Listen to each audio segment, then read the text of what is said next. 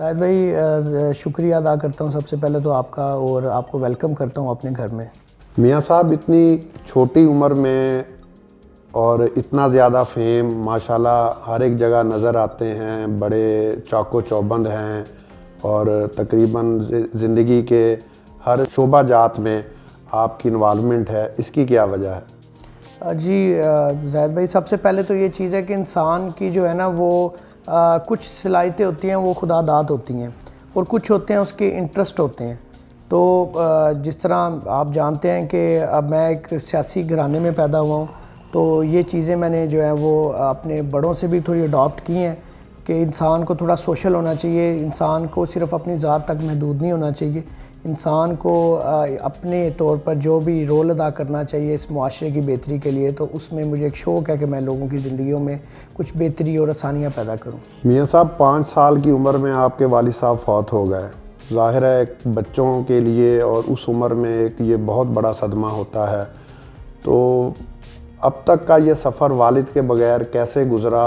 ایک personal question کیا، لیکن میں اس کا جواب دوں گا کہ کیونکہ میں 5 سال کا تھا جب میرے والد صاحب فوت ہوئے، اور اس ٹائم انسان بچہ جو ہوتا ہے اس کو صحیح طرح اپنے والد کا اس کی جو کھیلنے کی عمر ہوتی ہے اپنے والد کے ساتھ، تو اس ٹائم جو ہے وہ میرے والد صاحب کی ڈیتھ ہو گئی۔ تو جو میں بڑا ہوتا گیا، نو ڈاؤٹ کہ والد کی جو کمی ہے وہ کوئی نہیں پوری کر سکتا، اور زیادہ کمی تو تب فیل ہوتی تھی جب مطلب عید کی نماز پڑھنے ہم جاتے تھے تو میں دیکھتا تھا کہ کوئی بچہ اپنے مطلب والد کے ہاتھ پکڑ کے جا رہا ہے، تو اس ٹائم بھی ایک کمی محسوس ہوتی تھی کہ کاش آج ہمارے والد ہوتے۔ لیکن یہاں زاہد بھائی میں آپ کو بتانا چاہتا ہوں کہ میری والدہ کی بہت بڑی سٹرگل ہے، آج جس مقام پہ میں پہنچا ہوں میں اپنی والدہ کی دعاؤں سے پہنچا ہوں، اور میری والدہ نے ہی میرا والد بن کر اور والدہ بن کر اپنا یہ جو ہے رول ادا کیا، اور والد کا نو ڈاؤٹ کوئی نعم البدل نہیں ہے۔ لیکن میں ایک چیز میرا بلیو ہے اللہ پاک پہ کہ اگر اللہ پاک آپ کو کسی آزمائش میں ڈالتے ہیں تو اللہ پاک رستے بھی نکالتے ہیں، اور یتیم کی کفالت تو ویسے اللہ پاک کرتے ہیں۔ تو وہ مجھے آج ایک شعر ہمیشہ مجھے یاد آتا ہے اور میں پڑھتا آتا ہوں کہ جنہ دانا جگتے کوئی او بھی پتر پل دے دیکھے، لوکی کہندے دال نہیں گلدی میں تے پرتھ گلدے ویکھ دے۔ تو اللہ پاک خود کفالت کرتا ہے، اور اللہ پاک مختلف ذریعے سے آپ کو جو ہے نا وہ آپ کے لیے رستے نکالتا ہے۔ میاں صاحب شادی کب ہوئی اور بچے کتنے ہیں آپ کے؟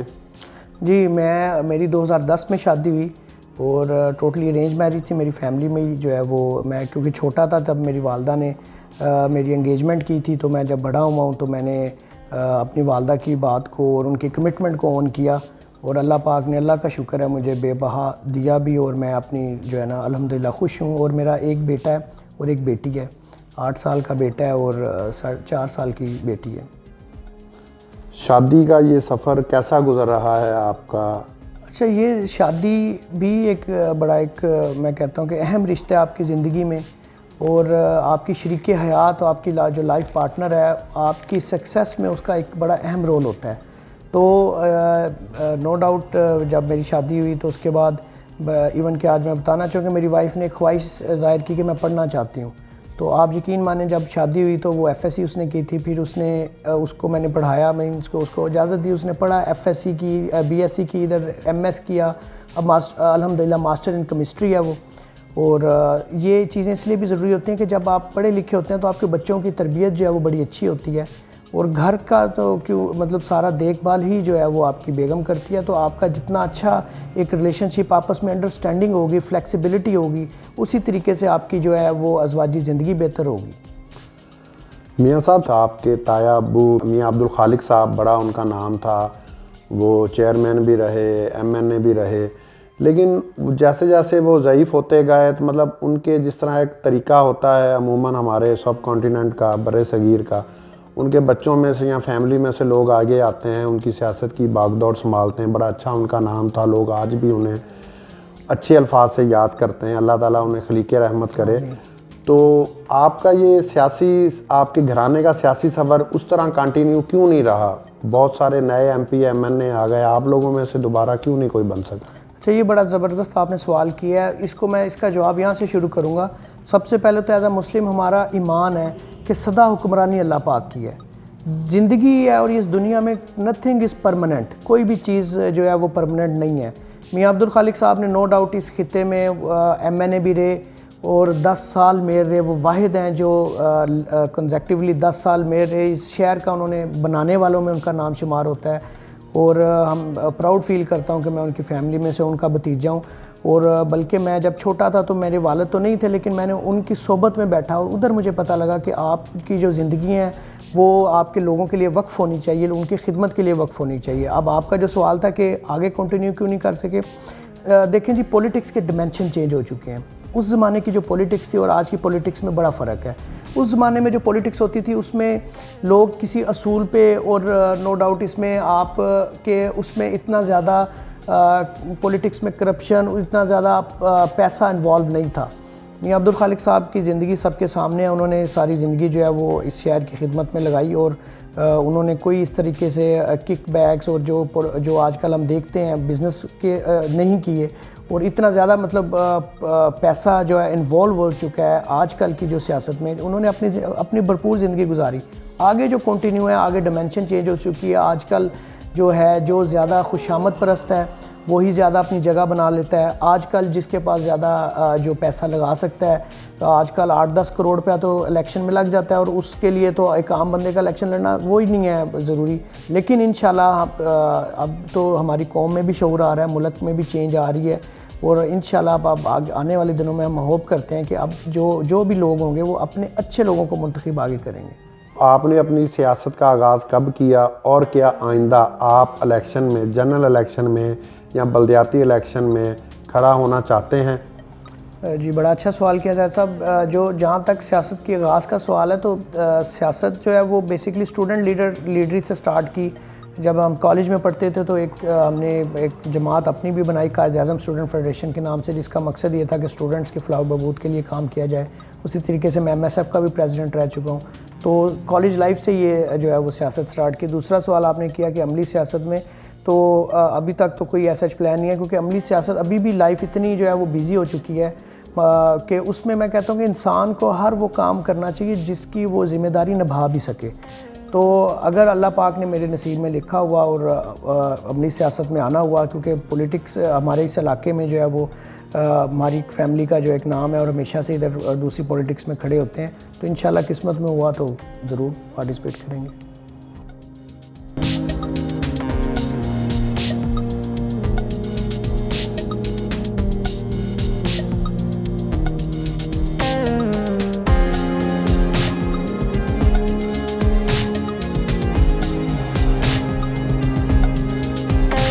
میاں صاحب ماشاءاللہ آپ بڑی اپنی فٹنس کا خیال رکھتے ہیں. فزیکل ایکٹیویٹیز کے لیے آپ کیا کرتے ہیں, کیا سمجھتے ہیں فزیکل ایکٹیویٹیز ہماری زندگی میں کتنی ضروری ہیں؟ یہ بڑا زبردست اور اہم سوال کیا زاہد صاحب آپ نے. دیکھیں جی ہماری جو زندگی میں ہماری جو فزیکل ایکٹیویٹی کا رول ایسے ہی ہے کہ ہمارا جو جسم ہے اس کی ایک بیسک نیڈز ہیں, ریکوائرمنٹس ہیں, تو ہمیں اس کی ریکوائرمنٹس کو میٹ کرنا چاہیے. کیونکہ ہمارے آج کل جو معاشرے میں جو ٹائم چل رہا ہے, اسپیشلی یہ موبائلز جب سے آ چکا ہے تو سکرین کی جو آپ کی ٹائمنگ ہے وہ بڑھتی جا رہی ہے, اسپیشلی بچوں میں. تو اس میں آپ کم سے کم 1-1.5 گھنٹہ ضرور اپنی ذات کے لیے دینا چاہیے, جس میں ہم ایک فزیکلی ایکٹیویٹیز کر لیں. اور جب آپ یہ کرتے رہتے ہیں اور ڈیلی بیسس پہ کرتے ہیں تو آپ خود ہی اس کے افیکٹ دیکھتے ہیں اپنی باڈی پہ, اپنے باقی زندگی کے معاملات میں سارا دن آپ ایکٹیو رہتے ہیں, اور آپ کو ڈاکٹر یا بیماریوں سے آپ دور رہتے ہیں. تو اس سلسلے میں جو ہے نا آج کل بچوں پہ بھی اسپیشلی ہمیں ورک آؤٹ کرنا چاہیے کہ ہم اپنے جو ہے بچپن میں ہم باہر پلے لینڈس میں جاتے تھے کرکٹ کھیلنے, فٹ بال کھیلنے, اب وہ کم ہوتا جا رہا ہے. تو جو چھوٹے بچے ہیں اسپیشلی ان کو ہمیں فزیکلی ایکٹیویٹیز کی طرف بالکل لے کے آنا چاہیے.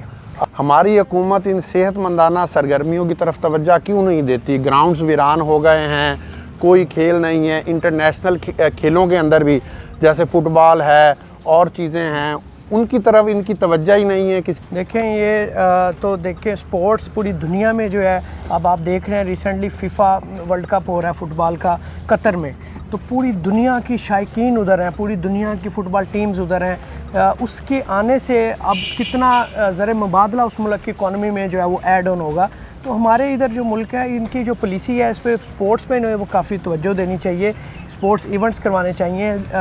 انفارچونیٹلی سیکیورٹی ایشوز کی وجہ سے ہماری انٹرنیشنل کرکٹ ڈسٹرب رہی ہے, الحمدللہ پہلے سے اب سٹارٹ ہو چکی ہے یہ. تو ہمیں زیادہ سے زیادہ گورنمنٹ کو اس کے لیے فنڈز کرنا چاہیے, اور فنڈز جب ہوئیں گے دین ہی آپ جو ہے نا اس کو پروموٹ کر سکتے ہیں سپورٹس ایکٹیویٹیز کو.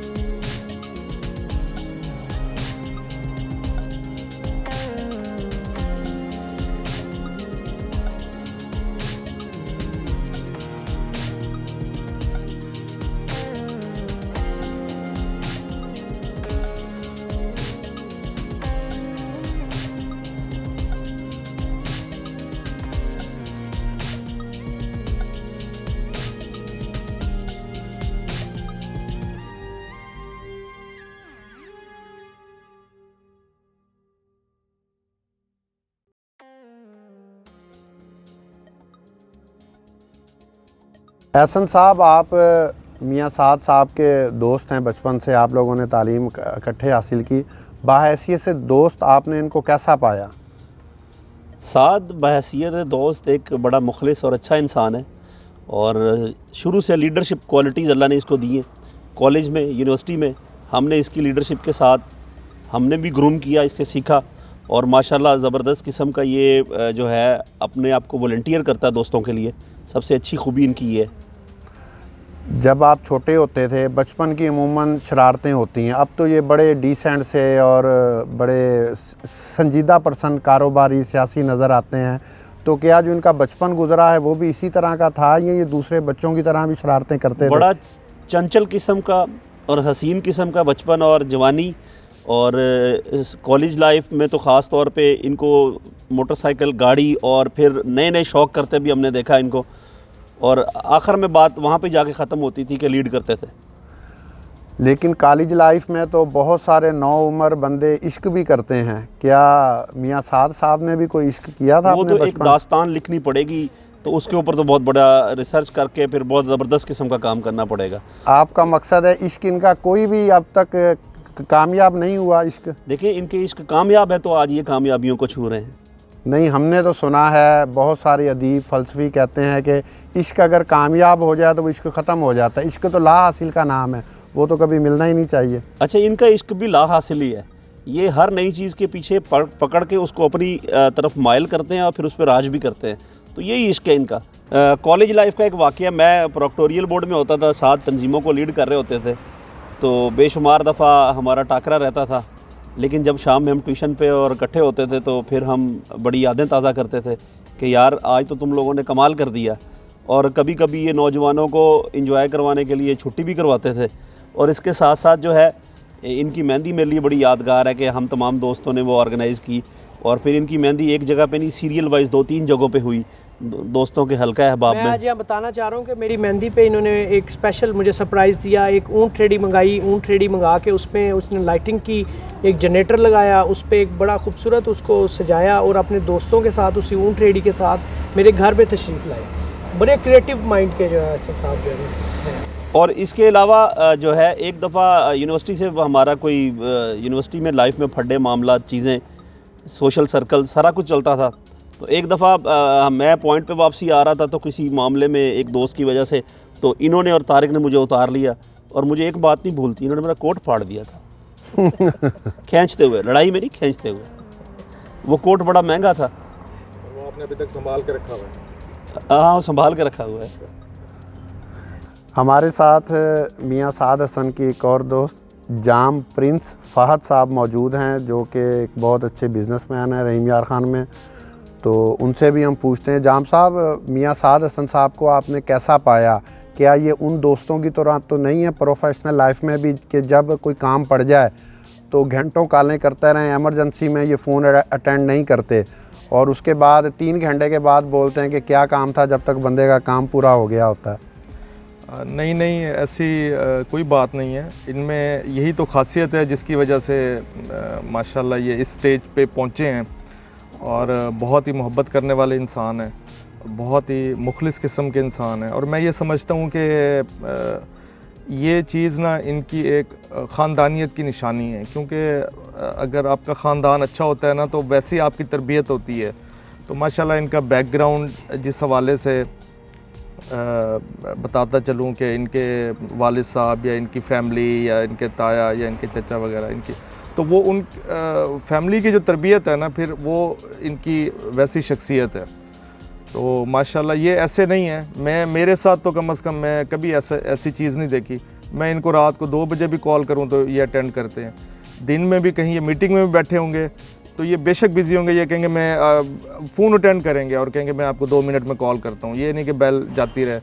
اور بہت اچھے ہیں ماشاءاللہ. میں تو بہت مطمئن ہوں ان سے. تو اللہ تعالیٰ ان کو اور بھی کامیابیاں دے. آپ ہی کے دوستوں میں کوئی ایسے دوست جو بیچارے فنانشلی رہ گئے ہوں, کیا میاں سعد حسن پھر بھی ان سے ویسے ہی ملتے رہیں کہ جب وہ پرباز تھے, اپنی حیثیت میں تھے, اس وقت ملتے تھے؟ جی بالکل. ان کے بلکہ جو پرانے تعلق ہیں ان کو تو انہوں نے زیادہ وہ کیا ہوا ہے, اپنے قریب کیا ہوا ہے. تو میں نے ایک جگہ پہ یہ پڑھا تھا کہ اگر 7 سال سے زیادہ آپ کی دوستی رہتی ہے نا تو وہ آپ کے ایک گھر کا فرد بن جاتا ہے, بندہ آپ کا فیملی ممبر بن جاتا ہے. تو ہمارا ماشاءاللہ تعلق اتنے عرصے کا ہے. تو میں نے ان میں کوئی ایسی چیز نہیں دیکھی کہ, اور اگر میں اپنی دوستی کی مثال دوں تو میں نہیں سمجھ سکتا کہ ان کو میرے سے کبھی کوئی مطلب ہوگا. ماشاءاللہ یہ خود ہی بہت ہر چیز میں ایکٹیو ہے. ان کو میرے سے کیا کام ہو سکتا ہے؟ کوئی نہیں ہو سکتا. صرف یہی ہے کہ یہ ان کا پیار ہے اور یہ اسی طریقے سے ہمیں وہ کرتے ہیں سارا. تو ہمیں ان میں کبھی کسی جگہ پہ کوئی ایسی چیز محسوس نہیں ہوئی لوگوں کے ساتھ ڈیلنگ میں, یا اپنے پرانے دوست, یا اگر کوئی ایسا آ جاتا ہے کہ کوئی فائنینشلی اسٹرانگ نہیں ہے تو یہ ان کے ساتھ تعلق ختم کر دیں. بالکل ایسی کوئی بات نہیں ہے. زاہد صاحب, جو دوستی کی آپ نے سوال کیا نا, میرے نزدیک جو دوست ہے نا یہ نہیں ہے کہ آپ مطلب ہو یا کام ہو. دوست جو ہے نا وہی ہے جو آپ کا ہر خوشی غمی میں آپ کے ساتھ کھڑا ہو, ٹھیک ہے, اور آپ کو اس کے ہونے کی ایک مان ہو کہ یار یہ اس ٹائم میرے ساتھ, یہ میرا دوست میرے ساتھ کھڑا ہے. تو اس کے لیے ضروری نہیں ہے اگر دوست ہی دوستوں کے مشکل میں کام آتے ہیں تو دوستی وہ دوست ہی نہیں ہے جو آپ نے بات کی نا کہ یار آپ کا کوئی ایسا دوست ہو کہ جو مطلب کے لیے ہو, وہ پھر دوست تو نہ ہوا. تو یہ ایک بڑا خوبصورت رشتہ ہے اور یہ انسان اپنی مرضی سے بناتا ہے. دوستی کا ایسا رشتہ ہے, ہمارے خاندان کے جو بلڈ ریلیشن شپ ہے وہ ہمارے بس میں نہیں ہے. ہم جس گھر میں پیدا ہوئے ہمارے بہن بھائی ہیں وہ ہمارے بس میں نہیں ہے, وہ قدرت کی طرف سے ہیں. لیکن دوست کا ریلیشن شپ ایسا ہے جو انسان اپنی مرضی سے بناتا ہے. اور میں تو کہتا ہوں نا کہ جب آپ کسی کو دوست کہہ دیں نا تو پھر آپ یہ نہ دیکھیں. اور ہمیشہ مجھے کسی سمجھدار بندے نے کہا تھا کہ آپ کی تعلق اس ٹائم گہرا ہوتا ہے کہ جب آپ اپنے انٹرسٹ سے زیادہ اپنے دوست کے انٹرسٹ کو ترجیح دیں, تب بھی آپ کا تعلق مضبوط ہوتا ہے. احسن صاحب کے ساتھ بھی بڑا ایک کالج لائف کا تعلق بڑا زبردست گزرا, ہم نے بڑا اچھا ایک ٹائم گزارا. اور اسی طریقے سے جام پرنس فہد صاحب ماشاءاللہ ہمارے شوق بھی جو ہیں وہ ہابیز جو ہیں وہ ہماری آپس میں بڑی میچ کرتی ہیں. ٹریولنگ کی ہابیز, نئی دنیا میں نئے کنٹریز کو دریافت کرنے کی. اور آپ کہتے ہیں کہ جو آپ کے اچھے دوستوں کی آپ صحبت میں بیٹھیں تاکہ کہتے ہیں نا man is known by the company he has keep. تو انسان کی جو آپ کی محفل اور انسان کی صحبت کا آپ کی شخصیت پہ بڑا ایک گہرا اثر. میاں صاحب, آپ اکثر بینون ممالک سفر کرتے رہتے ہیں, تو کیا کبھی یہ سوچا نہیں کہ وہاں پر سیٹل ہو جاؤں پاکستان کے حالات کے لحاظ سے یا ویسے بچوں کے مستقبل کے حوالے سے؟ زاہد صاحب, میں نے جتنی بھی دنیا گھومی ہے ابھی تک جو ہے وہ میرا ایک اپنا تھنکنگ ہے, میری اپنی سوچ ہے. گھومنے پھرنے کے لیے تو بہت زبردست ہے, ترقی یافتہ ملک ہیں اور ہم سے معاشرت میں بہت آگے ہیں. لیکن آج میں کہتا ہوں کہ جو پاکستان ہمارا جو ملک ہے وہ میں کہتا ہوں کہ پوری دنیا میں رہنے کے حساب سے سب سے زبردست ہے. آج بھی اگر آپ مہنگائی کی یہاں بات کرتے ہیں نا, باہر کے ملک چلے جائیں, یورپ چلے جائیں, آپ USA چلے جائیں, وہاں بھی مہنگائی ہے. لیکن وہاں پہ کیا ہے کہ وہاں پہ ان کی آمدنی بھی زیادہ ہے, اس لیے ان کو اتنی زیادہ فیل نہیں ہوتی. تو ہمارے ادھر جو ہے وہ پاکستان میں اللہ نے اتنی نعمتیں دی ہیں, صرف ایک ہمیں جو ہے وہ مخلص قیادت مل جائے, اور ایک ہماری اکنامک اسٹیٹ پالیسی ہونی چاہیے, جو کہ گورنمنٹ بدلتی بھی رہے لیکن وہ پالیسی نہ چینج ہو, جس کی وجہ سے ہماری جو ہے وہ اسٹیبلٹی, جو اکنامیکل اسٹیبلٹی وہ ملک کی بہتر ہو جائے. تو پاکستان جیسا خطہ پوری دنیا میں نہیں ہے رہنے کے لیے. آپ یہ بتائیں کہ بیرون ممالک کی عوام اور پاکستانی عوام میں کیا فرق ہے؟ آیا سارا کچھ گورنمنٹ کے اوپر ہی پھینک دینا چاہیے کہ عوام کو از خود بھی کچھ کرنا چاہیے؟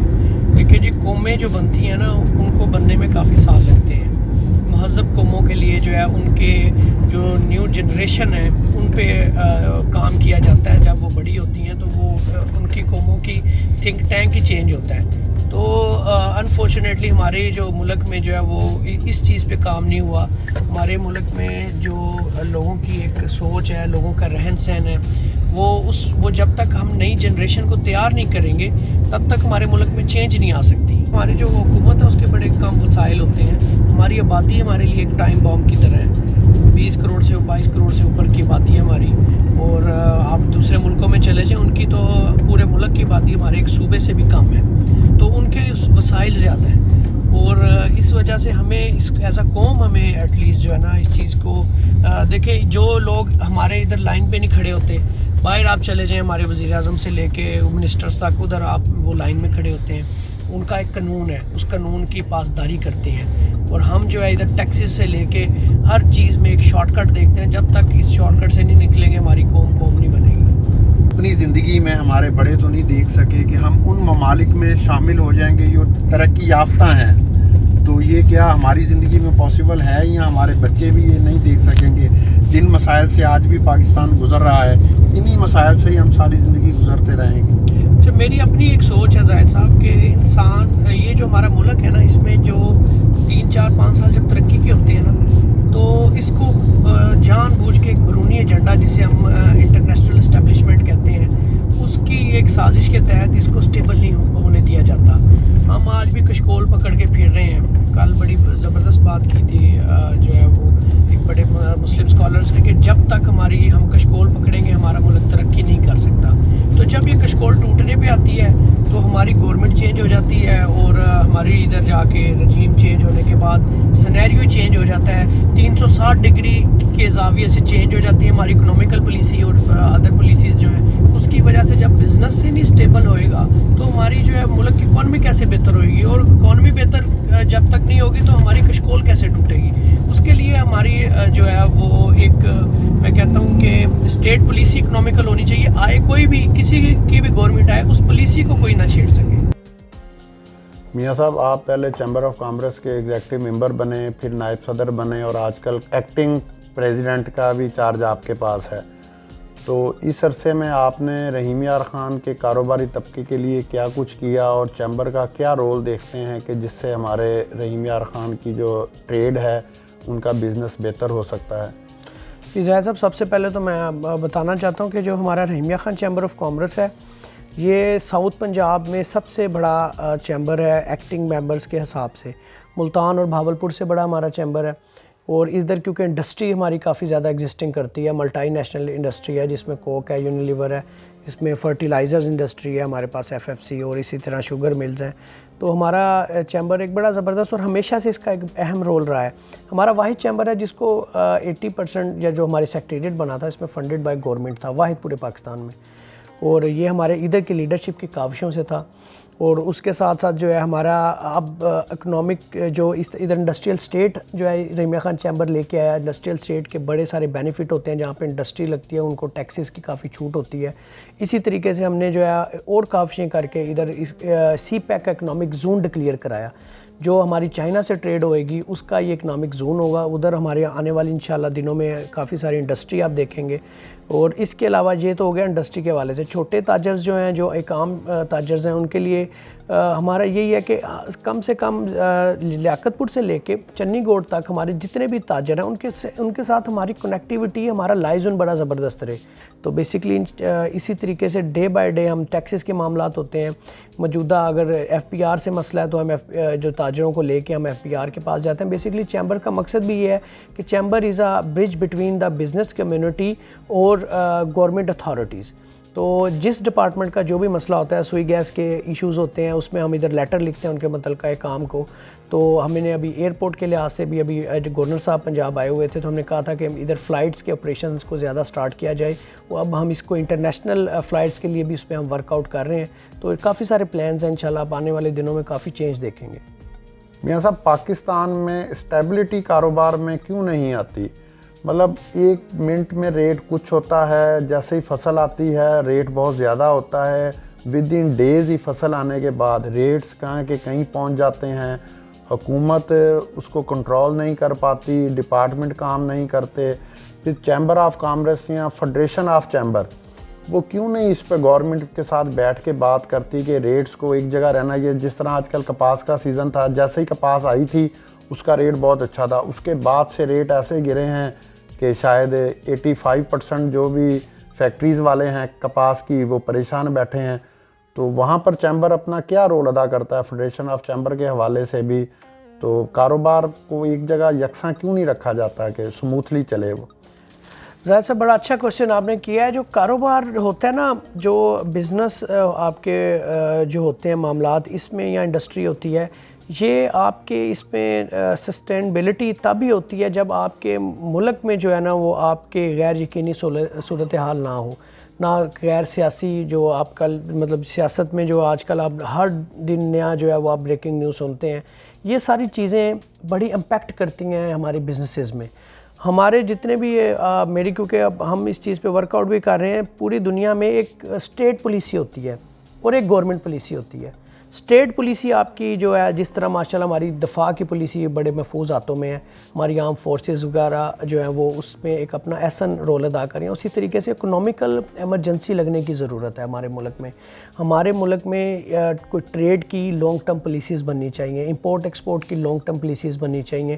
ہمارے ملک میں آپ کے جو ٹیکسز ہیں پہلے 1 سال بعد اپوز ہوتے تھے, اب ہر مہینے بلکہ ہر کچھ دنوں بعد ہی ہم سنتے ہیں کہ کوئی نیا ٹیکس جو ہے وہ تاجروں پہ لگا دیا گیا. کاروبار آلریڈی نہیں چل رہے, ایک ملک میں غیر یقینی سی صورتحال ہے. اس میں میڈیا کا بھی میں کہوں گا کہ ان کو ایک اہم کردار ادا کرنا چاہیے. ہم کہیں بھی کوئی چیز, کوئی حادثہ ہوتا ہے تو ادھر بریکنگ نیوز میں چل جاتا ہے. ہمارے ملک کا امیج ہم کیا آگے پیش کر رہے ہیں؟ ہمیں کم سے کم ایک اچھا امیج آگے پیش کرنا چاہیے تاکہ لوگ ادھر انویسٹمنٹس کریں. اوورسیز پاکستانی جو ہیں وہ ادھر انویسٹمنٹس کرتے تھے, ان کو پچھلے دنوں ووٹنگ رائٹ دیے گئے, لیکن سیاسی طور پر ان کو جو ہے نا وہ ڈسکریج کیا گیا, ان کو ان کے ووٹنگ رائٹس کو جو ہے امپلیمنٹ نہ کر کے. تو اس لیے یہ چیزیں جو ہے نا, جب اسٹیٹ پالیسی ہماری سیم ہوگی, ایک ہوگی, تب ہی ملک میں غیر یقینی صورتحال ختم ہوگی. غیر یقینی صورتحال ختم ہوگی تو ہمارے بزنسز جو ہے نا وہ گرو کریں گے. بہت زیادہ جدوجہد صرف الیکشن کے دنوں میں نظر آتی ہے, اس کے بعد ووٹر سے رابطے میں بڑا فقدان رہتا ہے. اور یہ تاثر, بلکہ آپ سے پہلے میں یہ بہت سارے جتنے بھی ہمارے محترم قائدین ہیں چیمبر کے, ان سے بھی سوال کر چکا ہوں کہ ایک مخصوص افراد کے حوالے سے چیمبر جانا جاتا ہے کہ جو کارپوریٹ کلاس ہے اسی کا چیمبر ہے. ایسوسیٹ کلاس بیچاری کا یہاں پر عمل دخل کوئی نہیں ہے, نہ ہی وہ کاروبار کے لیے یہاں سے بینیفٹس اٹھا سکتے ہیں. تو اس سلسلے میں چیمبر کو کیا رول ادا کرنا چاہیے کہ اس تاثر کو زائل کرے کہ یہ ایسوسیٹ کا بھی ہے, چھوٹے کاروباری کا بھی ہے, یا اس میں چیمبر نے آج کل یہاں پر کوئی ٹریننگ پروگرام ایسے وہ کیوں نہیں کوئی چھوٹے کاروباری کے لیے کرواتے کہ وہ بھی بیرونی منڈیوں تک پہنچ سکیں؟ جی زاہد صاحب, آپ کا ایک بڑا اچھا یہ سوال ہے. اس میں آپ کو یہ بتاتا چلوں کہ پہلے لوگوں کا یہ پرسیپشن تھا, اور یہ آپ کی بات کسی حد تک بہتر بھی تھی کہ جو چیمبر تھا وہ اس میں چند جو ہیں وہ لوگوں کی اجارہ داری تھی اور سارے تاجروں تک اس کی رسائی نہیں تھی. لیکن الحمدللہ میں پچھلی بات زیادہ نہیں کروں گا, میں موجودہ بات کروں گا کہ موجودہ بات میں جو ایسوسیٹ ممبرز ہمارے جو ہیں تقریباً اپروکسیمیٹلی 1200 پلس ہیں جو ووٹر ہیں, اور 1600 سم تھنگ جو ہیں وہ ہمارے بلکہ 1600 سے بھی زیادہ ہمارے جو ہیں وہ ہو گئے ہیں ایکٹیو ممبر جو ہیں. اور اس کے علاوہ جو ہے ہمارے جو کارپوریٹ ہیں وہ 1/4 ہیں اس کے کارپوریٹ ممبرز جو جن کی انڈسٹری ہے ادھر. تو آپ یہ دیکھیں کہ موجودہ جو دور میں اب ہمارے جو اقبال حفیظ صاحب پریزیڈنٹ ہیں وہ ایسوسیٹ کلاس سے ہیں, وہ کوئی انڈسٹریل نہیں ہے, ان کی کوئی انڈسٹری نہیں ہے, وہ ایک عام تاجر ہیں, مطلب اپنا ایک جسے ہم کہتے ہیں شٹر والے تاجر ہیں. اس کے بعد میں خود جو ہے ایسوسیٹ کلاس سے ہوں. تو اب وہ ایک تو وہ چیزیں ہماری نا, جب آپ ایک ایسوسیٹ کلاس والا بندہ ہی ایسوسیٹ کلاس کے ایشوز کو سمجھ سکتا ہے. تو اس میں ہم نے انشاءاللہ ایک پلان یہ کیا ہوا ہے. ایک تو جو ایسوسیشنز ہیں ہماری جتنی بھی ضلع کی ایسوسیشنز ہیں ان کے جو صدر اور جنرل سیکرٹریز ہیں ان سے سب سے پہلے ہم نے ایک نا لائزون اپنا اچھا رکھنا ہے, تاکہ اپنی ایسوسیشن کے معاملات کو وہ لیڈ بھی کر رہے ہوتے ہیں اور ان کو وہ سمجھ بھی رہے ہوتے ہیں, اور ان کے ساتھ جو ہوتے ہیں ان کے ایشوز ہمارے پاس آتے بھی رہتے ہیں مختلف ایسوسیشنز والے, ان کو ہم نے ایک آن بورڈ لینا ہے. دوسرے نمبر پر ہم نے کیا کیا کہ عام تاجر تک اب 3000 اپروکسیمیٹلی ممبرز ہیں. ہر بندہ جو ہے ہر ٹائم اویل نہیں ہو سکتا, یا ہر بندے کی پہنچ نہیں ہو سکتی, کیونکہ کوئی لیاقت پور بیٹھا ہے, کوئی صادقہ آباد بیٹھا ہے, کوئی خانپور بیٹھا ہے, کوئی کوٹس ماب ہے. ہم نے ان کے لیے ہی ایک الیکشن یہ جو ہوتا ہے شکایت سیل جو ہے یہ ابھی منعقد مطلب اس کو لانچ کرنے جا رہے ہیں, جس میں آپ 10 to 5 جو ہے آپ اپنی کوئی بھی جو ہے وہ شکایت ہوتی ہے یا کوئی ایشوز ہوتا ہے ہر ممبر اس پہ کال کر کے بتا سکتا ہے. ضروری نہیں ہے ادھر آپ کی رسائی پریزیڈنٹ تک ہو یا وائس پریزیڈنٹ تک ہو یا ایگزیکٹو ممبر تک ہو تب بھی آپ کے مسئلے حل ہونے ہیں. آپ ہمارے آنریبل رسپیکٹڈ ممبرز ہیں اور آپ کی جو ایشوز ہیں ہم بیٹھے ہی ان کو حل کرنے کے لیے ہیں. میاں صاحب بڑی بھاری اکثریت سے اس دفعہ چیمبر آف کامرس کے الیکشن میں آپ کا گروپ جیتا ہے, تو جب اگلے الیکشن میں آپ لوگ جائیں گے تو آپ کے پلانز فیوچر کیا ہیں کہ جو اب آپ نے امپلیمنٹ کرنے ہیں, اور اس کے بعد اگلے الیکشن میں آپ نے کمپین چلانی ہے کہ ہم نے یہ کچھ آپ کے لیے کیا ہے؟ زاہد صاحب بالکل یہ تاجروں کا قرض ہے ہم پہ جنہوں نے ایک بھاری اکثریت سے ہمارے گروپ کو کامیاب کرایا, لیکن اب ہم منتخب ہونے کے بعد ہم سب کے لیے انشاءاللہ جو ہے نا وہ یہ خدمت ہماری جاری رہے گی.